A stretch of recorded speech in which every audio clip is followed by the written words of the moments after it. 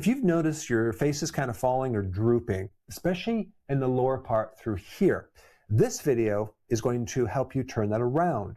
I'm going to show you 2 simple exercises that will be a game changer. And these are not typical stretches. In fact, you don't want to do stretches for what I'm going to show you. If you happen to be going into a bathroom and you see in a mirror like shadowing of the light makes your neck look exaggerated and you're like, what the heck happened to my neck? Or you might take a selfie and because of the bad lighting and things, it's like this gets exaggerated.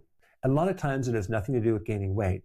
It's something else. And then of course you might try expensive serums, creams, and it doesn't really do anything. Your face is not just a layer of skin on muscles. You have a layer of fascia, which is connective tissue underneath that, and also the bone underneath all of this reshapes as we get older as well.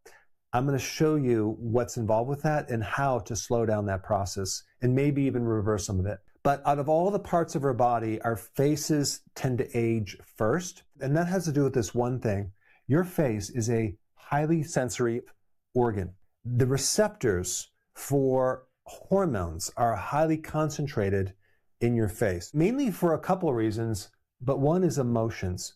So out of your entire body, if you look at someone, you're going to notice their emotions with their face more than any part of the body. So what we're talking about with emotions is both positive emotions and negative emotions, right? The negative emotions could be anger, it could be hostility, it could be fear, it could be grief, depression. All of those negative emotions have a serious effect on the facial structures and the muscles and the connective tissue, mainly due to this stress hormone called cortisol. Cortisol tends to really destroy someone's face. It can age the face. You can get cortisol face, which is actually accumulation of certain fat in the face. I actually had that. And that could have been because I took cortisol every year in my 20s. This accumulation of a lot of negative emotions really wears down the facial structures, especially as we get older, because a lot of this accumulates.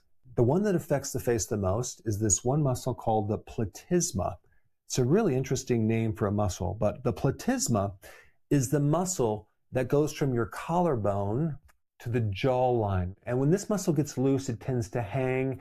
It creates like that turkey neck. One of the very important things you need to know about this muscle is it's almost entirely fast twitch fibers. They're lightning speed fibers. They're designed for explosive movements. And this is why you'd never want to do like a sustained hold stretch on your neck muscles. You want an exercise that's completely different because this muscle is involved in smiling, gasping, talking, not the slow sustained holds. Now, before we get into the stretch, I just need to mention a couple things. One, cortisol. Cortisol is an enemy to your face, especially when you're in any lower emotions. And so the best way to deal with cortisol is not necessarily just to pretend like you're not stressed, but to use motion and exercise and walking to kind of burn off that excess cortisol that builds up in your body through a stressful day. And the main stress that activates cortisol is not physical stress, it's mental stress. And this is why we need to pair the mental stress with the physical walking. That's the antidote. So a lot of people ask me, what supplements do I recommend? Now, of course, I'm not biased of my own high quality supplement line, but if you go to Amazon and type Dr. Berg supplements, you'll find more information. As a side note, some people take hyaluronic acid, which is a natural remedy to help increase hydration to your skin, but that only works on a very superficial layer. It does not work on the actual root cause, which is the muscles underneath the skin or the bones that make up your face. So the 2 exercises I'm going to teach you right now are one to help with this muscle, which is underneath here, and the other is to strengthen the muscles, the connective tissue, the ligaments, the fascia around your lower part of your face through here, using the jaw muscle. A lot of the foods that we eat now are completely soft foods, so we don't use our jaw muscles anymore. And way back in the past, when we used our jaw muscles, when we ate grass-fed, grass-finished meats, you had to chew it for a period of time, and it builds up your facial structure really, really nice. So that's one of the things that we need to go back to. I'm going to show you an exercise that you can do every day that will mimic that. So you can start strengthening the muscles in your face and start to restructure what's underneath the skin. So your face is going to look a lot younger from this. All right, we're going to show you the first exercise for the platysma, okay? I will be honest with you, this exercise is probably not one you want to do in public because it's a little cringy, but it's super effective. Now notice how fast she's doing it. She's doing about 10 to 15 impulses with a rest in between, okay? And you're exploding this muscle underneath your chin, and it's going to tighten this whole thing.